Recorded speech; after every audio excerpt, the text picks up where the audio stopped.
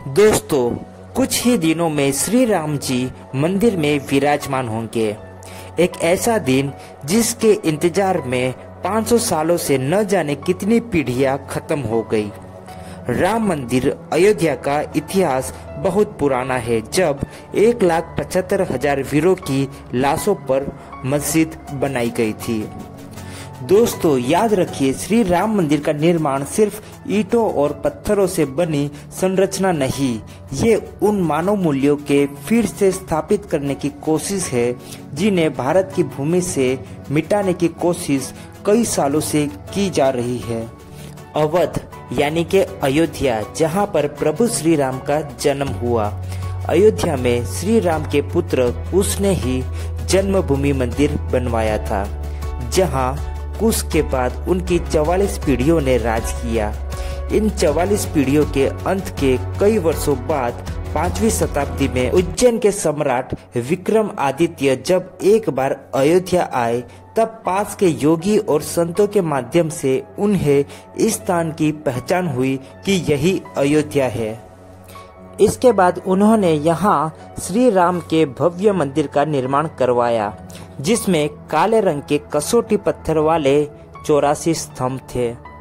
समय समय पर यहाँ राजाओं ने मंदिर की देखभाल की, लेकिन 14वीं शताब्दी में जब भारत में मुगलों का शासन हुआ तो श्री राम जन्मभूमि को नष्ट कर वहाँ बाबरी मस्जिद बना दी गई। सन 1525 में राम जन्मभूमि मंदिर को बाबर के सेनापति मीर बांकी ने ध्वस्त करवाया था। बाबरी मस्जिद की 3 गुंबद थी, जिसमें बाहरी हिस्से के चबूतरे में श्री राम के बाल स्वरूप की पूजा होती थी, जिसे राम चबूतरा कहते थे। लेकिन सन 1949 में बाबरी मस्जिद की मुख्य गुंबद के ठीक नीचे वही मूर्ति निकली जो सदियों में राम चबूतरे पर विराजमान थी। इसके लिए हजारों राम भक्त दर्शन के लिए उमड़ पड़े, लेकिन वहां दूसरे पक्ष ने कहा यहाँ मूर्ति को जबरन रखी गई है।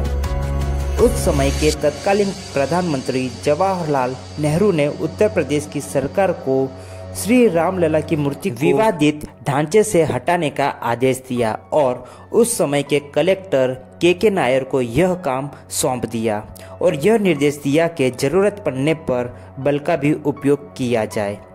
लेकिन अयोध्या के कलेक्टर ने ऐसा करने को मना कर दिया और साथ ही में इस्तीफा भी देने की बात कर दी, और इसी परिणाम स्वरूप रामलला की मूर्ति वहीं रही, पर उस विवादित ढांचे को बंद कर दिया गया और सिर्फ पुजारी को पूजा अर्चना के लिए अनुमति दी गई।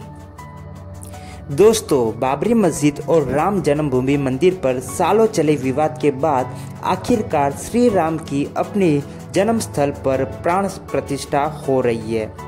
राम मंदिर के लिए कुल 67 एकड़ जमीन है, जिसके 2 एकड़ में मंदिर बना है।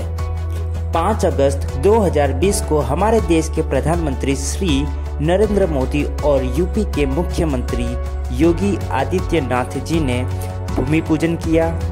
तो इस तरह से दोस्तों 500 साल संघर्ष के बाद हमें राम मंदिर वापस मिला है। और दोस्तों, हमें इस बात की खुशी होनी चाहिए कि हमें राम जी की सेवा करने का वो अवसर मिल रहा है जो त्रेता युग में अयोध्या वासियों को मिला था, और ऐसा पल जो सदियों में आया है और सदा के लिए आया है। तो इस खुशी के मौके पर आप सभी लोग अपने घर दीपक जरूर जलाएं। श्री राम जी के आने की खुशी में अपने आसपास मिठाइयाँ जरूर बांटें। और दोस्तों, ये वीडियो अपने दोस्तों, फैमिली सभी के साथ जरूर शेयर करें, जिससे वो सबको अपने राम मंदिर के इतिहास के बारे में जानकारी जरूर मिले। तो दोस्तों, अब हम मिलेंगे अगले वीडियो में। तब तक के लिए जय श्री राम।